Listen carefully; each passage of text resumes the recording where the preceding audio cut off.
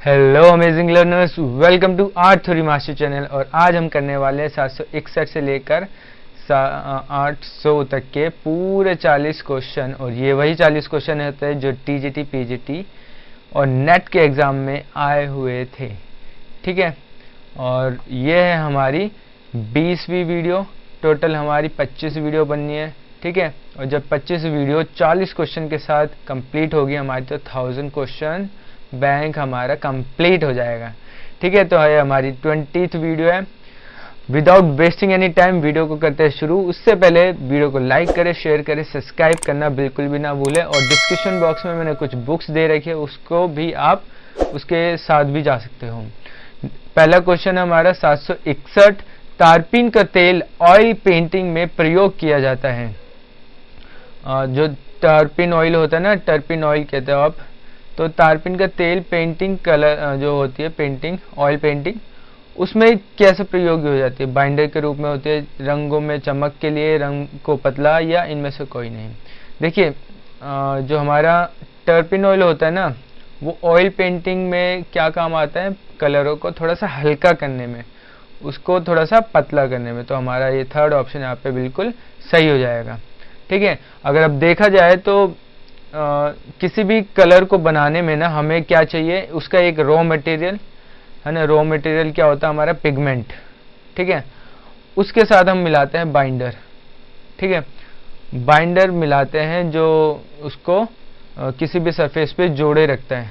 ठीक है, लंबे समय तक, चाहे वो ग्लू हो गया या कुछ भी हो सकता है। जैसे हम ऑयल पेंटिंग की बात करें तो जैसे पिगमेंट में हमने ले लिया रेड ऑक्साइड वाला, रेड कलर ले लिया पिगमेंट, और उसमें हमने बाइंडर में मिला दिया अलसी का तेल, जिसे आप लिंसीड ऑयल भी कह सकते हो। ठीक है, और फिर ये हमारा ऑयल कलर बन जाएगा। ठीक है, अगर हम ऑयल कलर की जगह वैक्स कलर बनाएं तो बाइंडर हमारा वैक्स होगा। ठीक है, समझ रहे हो? पिगमेंट बाइंडर से मिलकर ही हमारा एक कलर प्रिपेयर होता है। ठीक है, चलिए नेक्स्ट क्वेश्चन पे चलते हैं। क्वेश्चन नंबर 762 है, तेल चित्रण का माध्यम कौन सा तेल है? What oil is medium of oil painting? जैसे कि मैंने अभी आपको बताया कि एक पिगमेंट होता है जो हमारा रॉ मटेरियल होता है, कच्चा माल होता है, उसके साथ हम मिलाते हैं अपना बाइंडर। बाइंडर क्या होता है? जो उसे जोड़े रखता है, उसे किसी भी सरफेस पे लगाते हैं हम कलर को, चाहे वो दीवार हो, कागज हो, यानी बोरी, बिस्तर, किसी भी चीज पे भी हम करते हैं वो सरफेस, तो उसको जोड़े रखता है हमारा बाइंडर। ठीक है, तो यहाँ पे माध्यम पूछा, जो मीडियम होता है वो बाइंडर होता है। ठीक है, तो वो जो है ना बाइंडर, वो हम लिंसीड ऑयल यूज करते हैं, जैसे मैंने ऊपर ही बताया था, लिंसीड ऑयल। लिंसीड ऑयल को हिंदी में अलसी का तेल कहते हैं, अलसी का तेल। ठीक है, क्वेश्चन नंबर 763 है, डीपर संबंधित है, डीपर इज रिलेटेड टू। देखिए, अगर आपने ऑयल पेंटिंग करी होगी तो आपको पता होगा डीपर क्या होता है। ये ना आपकी जो कलर प्लेट होती है उसके ऊपर आराम से लगने वाली एक छोटी सी डब्बी या कंटेनर कह सकते हो आप, उसमें आप अपना ऑयल स्टोर कर सकते हो, कलर भी स्टोर कर सकते हो। ठीक है, तो इसको हम डीपर कहते हैं। ठीक है, डीपर, और बाकी यहाँ पे कलर। नेक्स्ट क्वेश्चन पे चलते हैं। क्वेश्चन नंबर 764 है, पेस्टल रंगों के लिए उपयुक्त कागज कौन सा है? Paper for pastel colour. देखिए, हर एक कलर का अलग अलग पेपर ज़्यादा यूज़ किया जाता है। जैसे हम अगर वाटर कलर यूज़ करते हैं तो हमें सबसे बढ़िया जो शीट लगती है वो होती है फैबियानो, है ना, क्योंकि उसका जीएसएम अच्छा होता है और बहुत सारे फैक्ट्स होते हैं।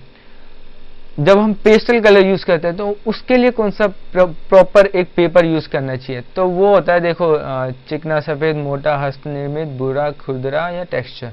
तो हमारा जो भूरा खुरदुरा होगा ना, वो पेपर सबसे बढ़िया होगा। खुरदुरा मतलब जो पेस्टल कलर है ना, उसमें ज्यादा ऑब्जर्व करेगा वो सारा चीज। ठीक है, और अगर भूरा है जैसे कोई कलर है तो वो ज्यादा बढ़िया रहता है। तो पेस्टल कलर के लिए हमारा भूरा और खुरदुरा बिल्कुल सही रहेगा। नेक्स्ट क्वेश्चन पे चलते हैं। क्वेश्चन नंबर 765 है हमारे सामने, निम्नलिखित में से कौन सा रासायनिक पदार्थ फोटोसेंसिटिव नहीं है? Which of the following chemical substance is not a photosensitive?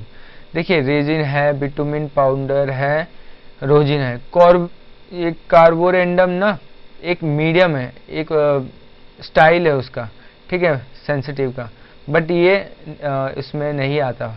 ठीक है, वो केमिकल नहीं है। नेक्स्ट क्वेश्चन पे चलते हैं। क्वेश्चन नंबर 766 है, बिना तुलिका की सहायता से कौन से रंग प्रयोग किए जाते हैं? Without brush which colour we can use? देखिए सिंपल है, टेम्परा कलर के लिए हमें ब्रश की जरूरत है, तुलिका की जरूरत है, जल रंग में भी चाहिए, हमें तेल कलर में भी चाहिए। वो बात अलग है कि आप हाथ वगैरह से कर लो, बट इसमें बोला है कि हमें ब्रश की जरूरत ही नहीं पड़ती।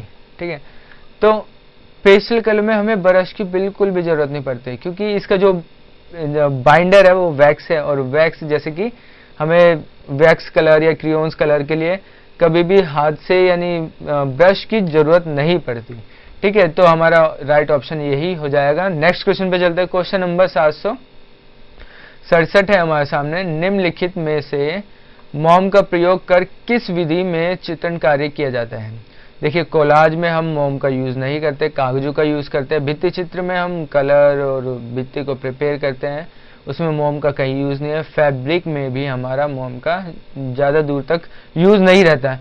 हमारा सबसे ज्यादा यूज रहता है बाटिक कला में, बाटिक आर्ट कहते हैं जिसे।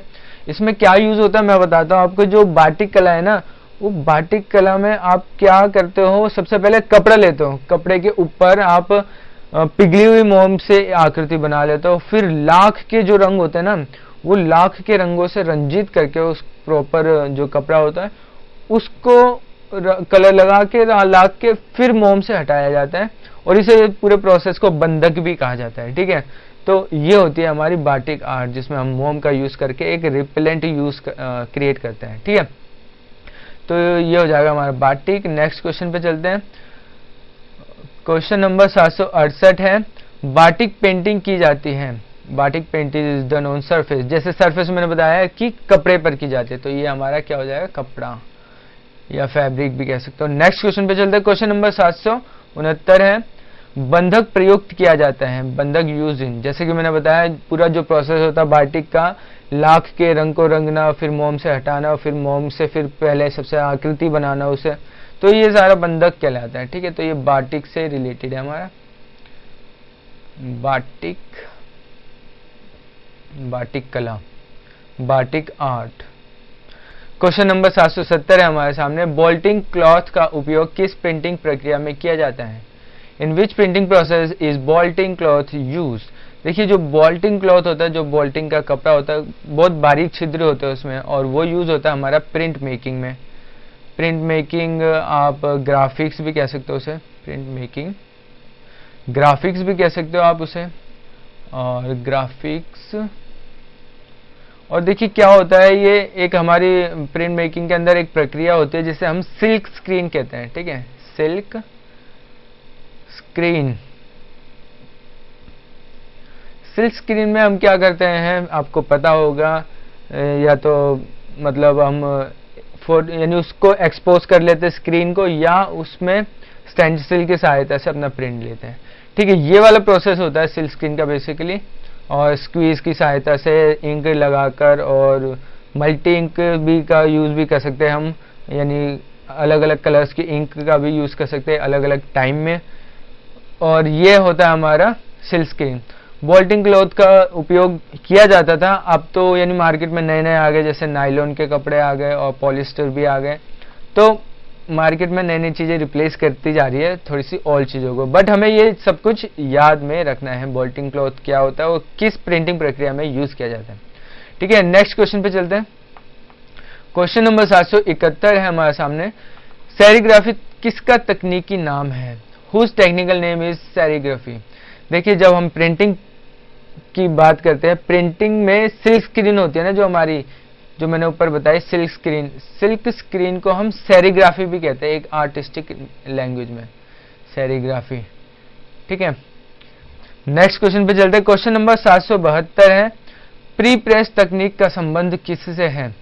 Who is related to pre press technology? देखिए, प्री प्रेस टेक्नोलॉजी क्या होता है, जब भी हम कुछ प्रिंट करते हैं उससे पहले का प्रोसेस, जब हमारा डिजाइन तैयार होता है, उस डिजाइन को फिर वेरिफिकेशन से गुजरना होता है, काफी प्रोसेस से गुजरना होता है, प्रूफिंग होती है, यानी प्रोसेस होता है, तो उसी को हम प्री प्रेस तकनीक कहते हैं, जिसमें हम पहले डिजाइन रेडी करते हैं, फिर अप्रूव कराते हैं, एंड फिर प्रूफ रीडिंग होती है, कई सारी चीज होते हैं जो प्रिंटिंग से पहले की जाती है।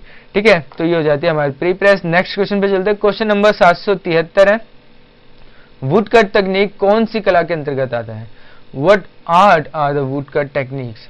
देखिए, जैसे कि आपको पता होगा, वुड कट टेक्निक इवॉल्व तो चाइना में हो गई थी और ये आती है हमारी ग्राफिक्स के अंदर ही। यहाँ पे मैं लिख देता हूँ ग्राफिक्स, आप प्रिंट मेकिंग भी कह सकते हो या इंग्लिश में ग्राफिक्स भी कह सकते हो। ये ग्राफिक्स के अंदर आती है वुड कट, जिसमें वुड कट की बात की है, यानी आप चाहे तो रिलीफ कर सकते हो या एम्बॉस कर सकते हो, कई सारे टेक्निक्स होती है। फिर उसे जैसे मेहंदी वाले भी एक ठप्पे से होते हैं, लकड़ी के वुड कट ही होते हैं वो एक टाइप के, जिसमें इंक में डाल के आपके हाथ पे लगा दिया जाता है, तो उससे आप समझ सकते हो वुड कट क्या है। ठीक है, नेक्स्ट क्वेश्चन पे चलते हैं। क्वेश्चन नंबर 774 है, ब्लैक फिगर तकनीक किस कला में प्रयोग की गई? In which art black figure technique was used? देखिए, ब्लैक फिगर वाली जो टेक्निक थी ये यूनान की फेमस थी, यूनान। और ये ना छोटी छोटी गोलियों पर भी करते थे, और स्पेशली जो कब्र होती थी, कब्र के साथ की जो दीवारें होती थी ना, कब्र के साथ की जो दीवारें होती थी उस पर की जाती थी, और काफी अच्छी चित्रकारी की जाती थी। मतलब दीवार के साइड में जो भी था, ब्लैक फिगर्स बनाए जाते थे स्पेशली। ठीक है, नेक्स्ट क्वेश्चन पे चलते हैं। क्वेश्चन नंबर 775 है, किसी भी वस्तु या आकृति का माप स्वतंत्र रूप से कहलाती है? The measurement of any object और शेप इज कॉल्ड। देखिए, अगर आपने षडांग वगैरह पढ़ा होगा, 6 लिम्स ऑफ आर्ट, तो उसमें जो मेजरमेंट के लिए जाना जाता है वो प्रमाण है, प्रमाण। ठीक है, अगर मैं उसका एक श्लोक बोलूं जिससे आपको याद आ जाएगा, रूप भेद प्रमाण भाव लावण्य योजनम सादृश वर्णिक भंग इति चित्र षडंगकम। ठीक है, तो प्रमाण का मतलब जो मेजरमेंट है वो वाला पार्ट आ जाता है हमारा। ठीक है, नेक्स्ट क्वेश्चन पे चलते हैं। क्वेश्चन नंबर 776 है हमारे सामने, स्वर्णिम सिद्धांत के अनुसार कागज पर चित्र को किस अनुपात में रखा जाता है? यहाँ पे अनुपात पूछा है। According to golden principle in what proportion is the picture placed on the paper? देखिए, किसी भी पेपर पर कुछ भी प्लेस कर रहे हैं, कंपोज कर रहे हैं, तो गोल्डन जो रेशियो है, प्रिंसिपल है, इसका बहुत ज़्यादा यूज होता है, बहुत, यानी पुराने समय से चलता आ रहा है और अभी भी ये काफ़ी कारगर है। तो अगर मैं आपको बताऊं तो 2:3 में ये रहता है किसी कागज़ पर, या किसी भी, अगर आप कंपोज कर रहे हो अच्छे से। ठीक है, तो इसका रेशियो 2:3 में आपको इसका प्रपोर्शन मिलेगा, जिसमें अगर आप देखोगे ध्यान से तो स्क्वायरल वाला भी होगा, है ना। उसमें कैसे अच्छे से कंपोज कर रहे हैं वो सारी चीज़ें, नेचर के एलिमेंट पर बहुत ज़्यादा अच्छी ऑब्जर्वेशन की है इस पूरे इस पे। और इसको ना गोल्डन प्रिंसिपल को कई सारे नाम से जाने जाते हैं।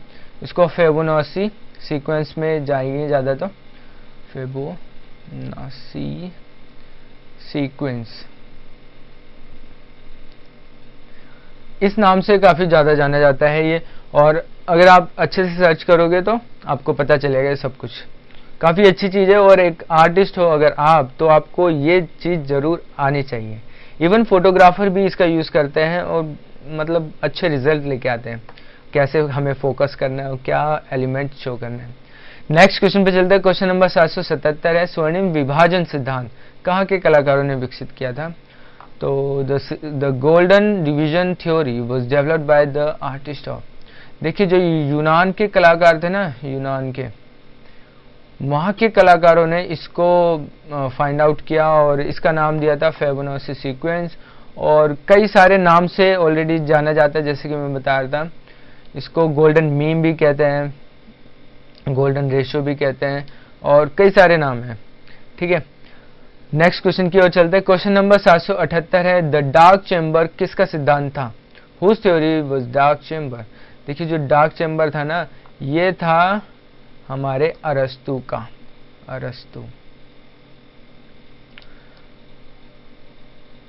अरस्तु देखिए क्या था, उसने ना एक मतलब एक बनाया था बिल्कुल डार्क कमरा, कह सकते हो आप, डार्क रूम, या इसलिए उसको चैम्बर कहते हैं। तो उसमें ना एक छोटा सा छिद्र डाला था उसने, छिद्र रखा था, छेद रखा था। उस छेद से जब प्रकाश आता था तो उस प्रकाश के ऊपर ना इसने थोड़ा सा कैमरा वगैरह का काम किया था, तो उसी को यानी इसका सिद्धांत भी कहते हैं। और एट ऑल। तो इसके ऊपर सारा कुछ था जो उसने कैमरे पर अपनी रिसर्च वगैरह करी थी। ठीक है, तो इसलिए इसको डार्क चैम्बर कहा जाता है, इसको जो सिद्धांत था अरस्तु का वो। नेक्स्ट क्वेश्चन पे चलते, क्वेश्चन नंबर 779 है, एरेना संबंधित है, एरेना रिलेटेड टू नृत्य, गायन, चित्र, एनिमेशन। तो आपको पता ही होगा एरेना एनिमेशन से रिलेटेड है, सिंपल सा है। आपने अपने देखा होगा अपनी सिटी वगैरह में एरेना एनिमेशन के लिए स्पेशली लोगों को प्रोत्साहित किया जाता है टू लर्न 3D एनिमेशन और समथिंग। ठीक है, नेक्स्ट क्वेश्चन पे चलते हैं, क्वेश्चन नंबर 780 है, PVA का प्रयोग किसके लिए होता है, व्हाट इज PVA यूज्ड। देखिए पहले तो हम PVA की फुल फॉर्म जानेंगे। PVA मतलब होता है पॉलीविनाइल अल्कोहल। अब आपने सुना है अल्कोहल, तो वो वाला अल्कोहल नहीं है, ये केमिकल वाला अल्कोहल है जो मतलब हमें कई सारे यूज होते हैं जैसे क्लीनिंग में, और यहाँ पे बात की गई है प्रिंटिंग में। तो देखिए जैसे पेपर मेकिंग में ये काम आती है, पेपर मेकिंग के साथ साथ ये टेक्सटाइल में भी काम आती है, जैसे कपड़ा होता है टेक्सटाइल, और टेक्सटाइल के साथ साथ ये कोटिंग वगैरह में भी काम आते हैं, किसी में कोट करना है। और स्पेशली पॉलीविनाइल अल्कोहल का यूज किया जाता है टू पॉलिशिंग समथिंग, पॉलिशिंग। ठीक है, तो ये सबसे ज्यादा मेन पॉलिशिंग का माना जाएगा। नेक्स्ट क्वेश्चन पे चलते, क्वेश्चन नंबर 781 है, मैट्रिक्स क्या है, व्हाट इज मैट्रिक्स। देखिए हम किसी भी सरफेस पर प्रिंट करते हैं तो वो वाला प्रिंटिंग एरिया हमारा क्या कहलाता है, मैट्रिक्स। ठीक है, क्वेश्चन नंबर 782 है, एनिमेशन को सजीव बनाने के लिए कितने चित्र प्रति सेकेंड रिकॉर्ड किया जाता है, how many images per second are recorded to enliven the animation. देखिए जो हम प्रति सेकेंड रिकॉर्ड करते हैं एनिमेशन को सजीव बनाने के लिए, तो वो पर सेकेंड वाली इमेज कई ट्रायल और एरर के बाद निकल के सामने आए। जैसे एक सेकेंड में 24 जो फ्रेम पर सेकेंड होते हैं ना, FPS, वो निकल के सामने आया, जो एक यूनिवर्सल एक्सेप्टेड है, मतलब यूनिवर्सल एक्सेप्टेड है, मतलब ये हर जगह काम करता है।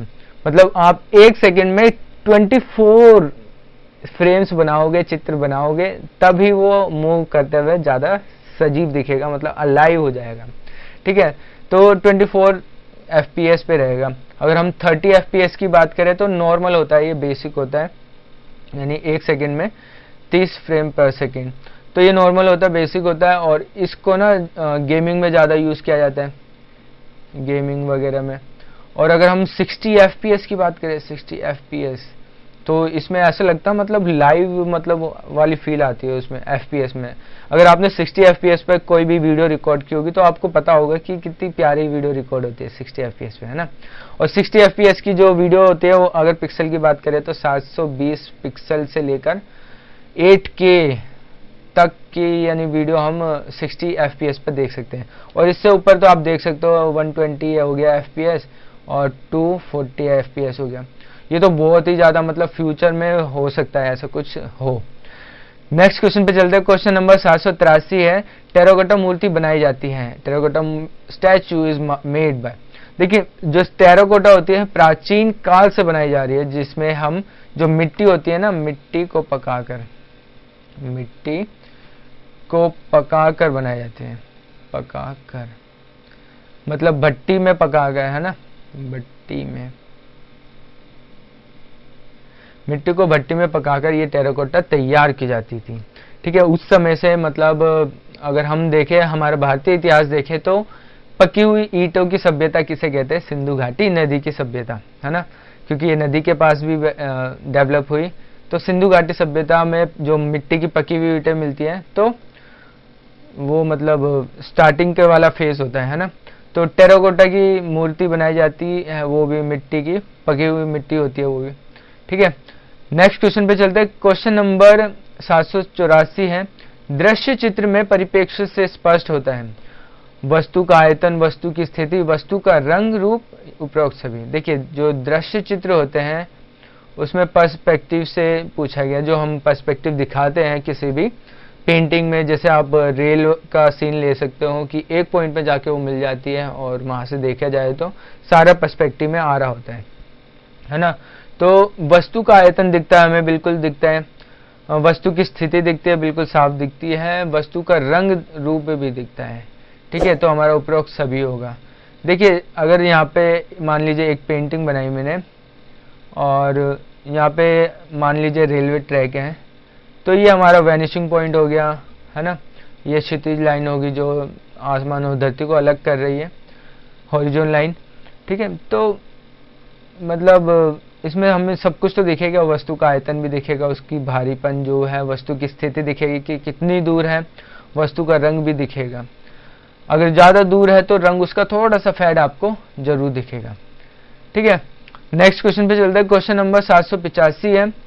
क्वेश्चन नंबर 785 है, फेज अल्टरनेटिंग लाइन का उपयोग किसके लिए है? What is use of the phase alternating line? देखिए फेज अल्टरनेटिंग लाइन PAL, आपको याद आ रहा होगा, ये पहले आता था फॉर्मेट, है ना, जैसे आजकल आता है MP4, है ना, पहले आता था PAL वाले फॉर्मेट। ठीक है, तो ये क्या था, मतलब पूछा गया है तो इसका यूज क्या था? तो ये टेलीविजन के लिए यूज होता था।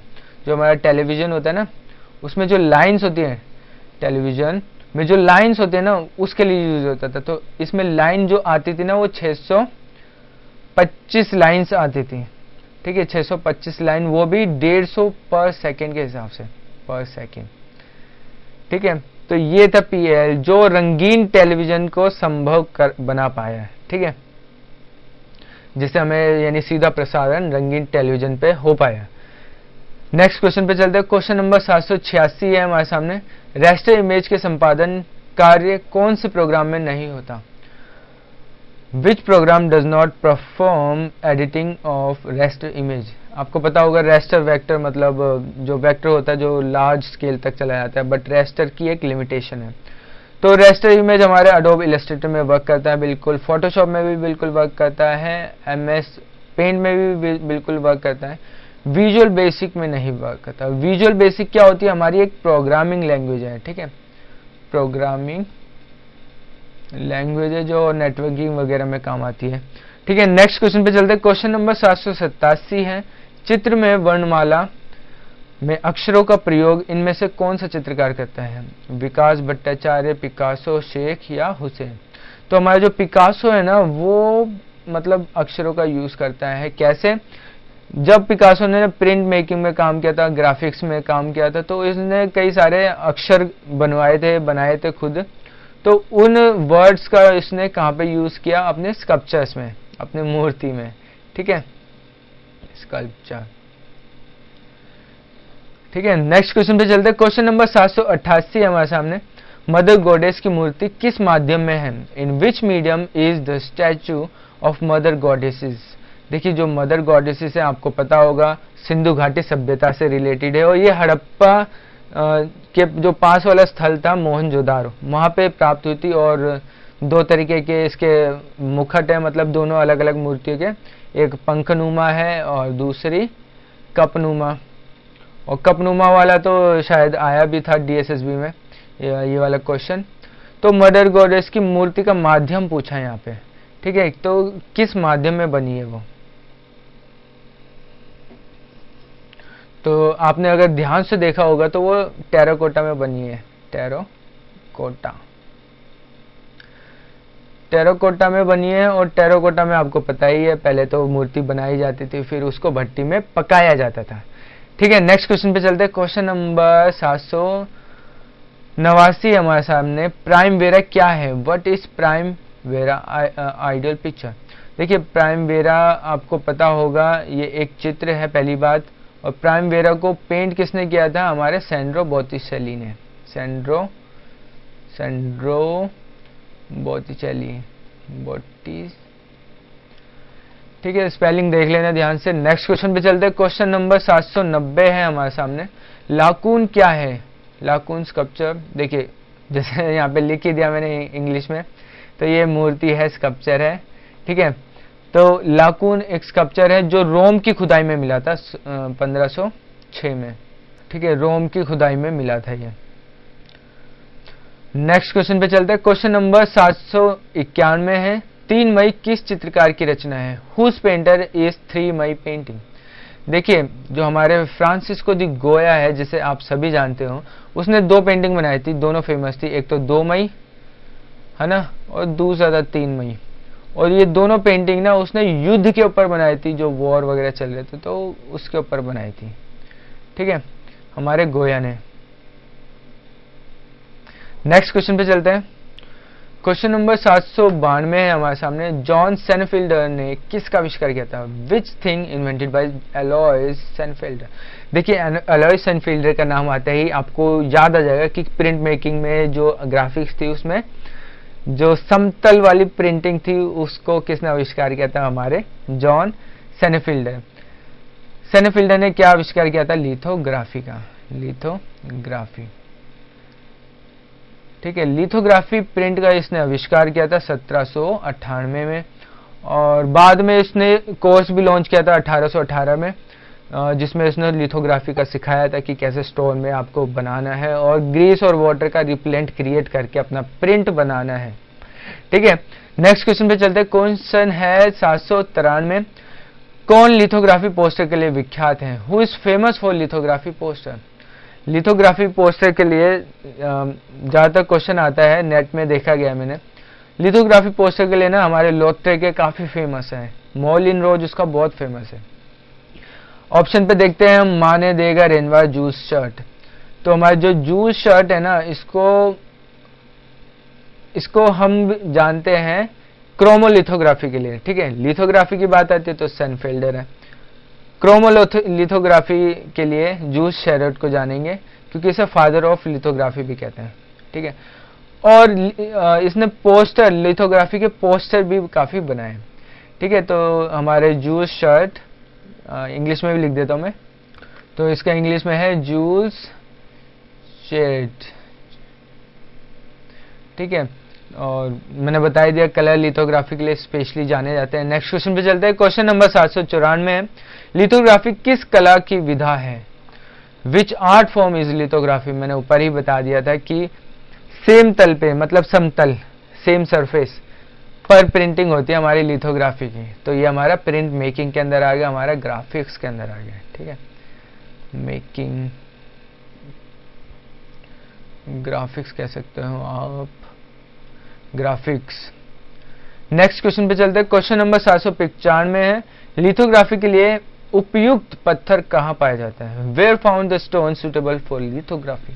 तो लिथोग्राफी का जो स्टोन है वो हमारा लाइम स्टोन होता है, आपको पता होगा। ये हमारा पाया जाता है बेवेरियो की क्वेरी में, बेवेरियो की क्वेरी में।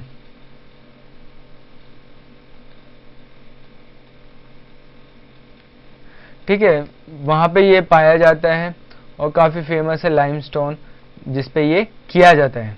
नेक्स्ट क्वेश्चन पे चलते हैं। क्वेश्चन नंबर 796 है, पेट्रोग्लिफ्स संदेश संबंधित है।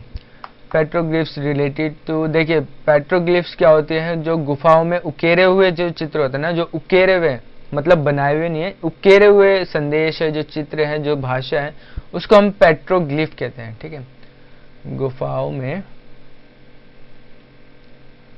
उकेरे गए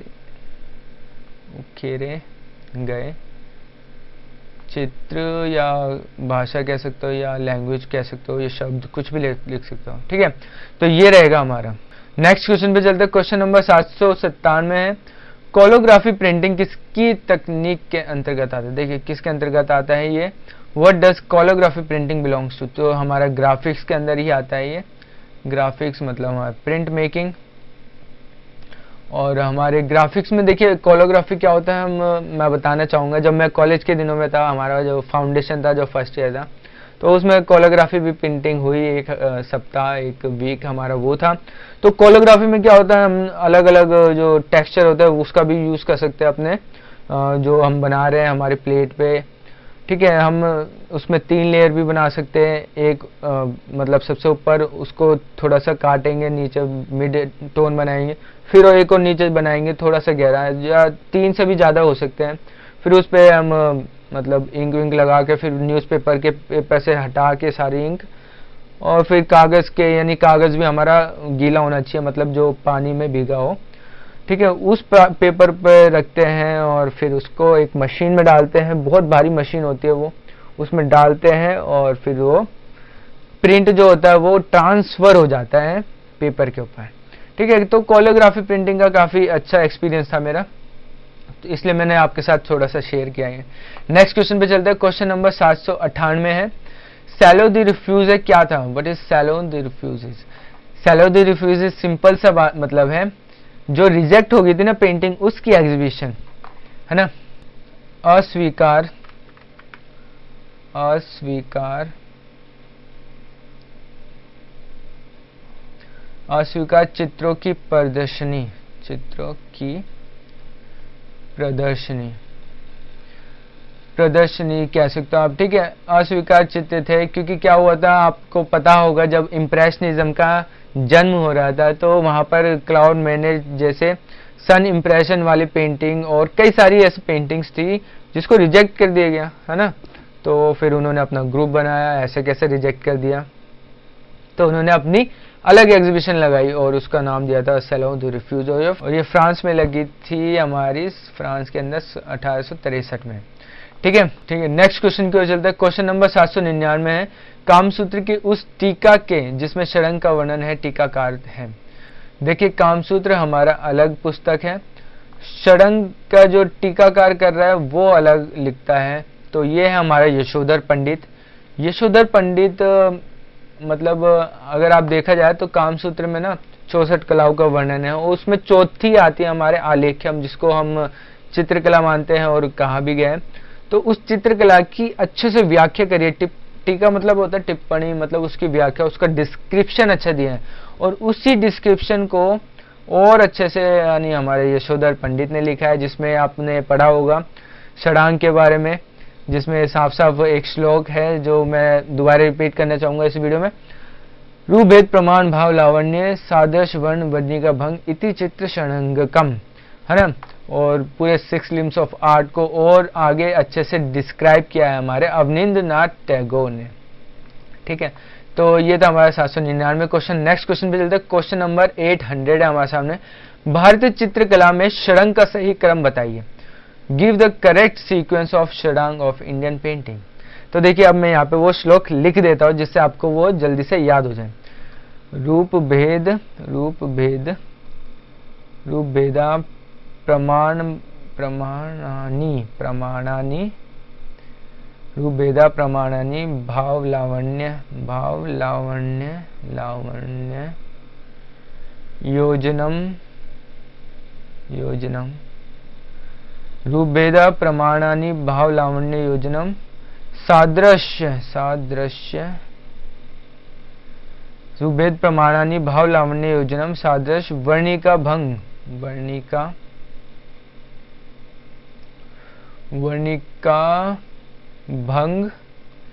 इति चित्र षडंगकम।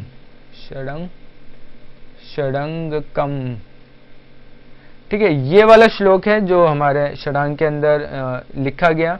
ठीक है, तो इसमें 6 अंग है हमारे पूरे। सबसे पहले रूप भेद के बाद आता है हमारा प्रमाण के बाद आता है हमारा भाव के बाद आता है लावण्य। ठीक है, 4 हमारे ऊपर आ गए और नीचे क्या आता है हमारा सादृश्य, फिर आता है वर्णिका भंग, है ना, लास्ट के ये 2। तो हमारी टोटल 6 हमारे एलिमेंट हो गए षडांग के, 6 लिम्स ऑफ आर्ट। ठीक है, 6 तत्व हो गए हमारे षडांग के चित्रकला के। तो ये थे हमारे पूरे 40 क्वेश्चन। आई होप ये वीडियो आपको बहुत अच्छा लगा होगा। तो वीडियो अच्छा लगा तो लाइक करें, शेयर करें, सब्सक्राइब करें इस चैनल को और फैला दो इस वीडियो को, क्योंकि आपके साथ साथ कईयों को भी इसकी जरूरत हो सकती है। ठीक है, और जल्द ही मैं कोचिंग भी शुरू करने वाला हूँ। नया बैच फरवरी के लास्ट तक मैं शुरू कर दूंगा।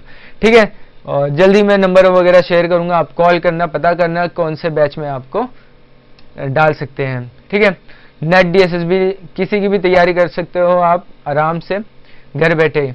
ठीक है, तो मिलते हैं नेक्स्ट वीडियो में। See you in the next video. Thanks for watching this video.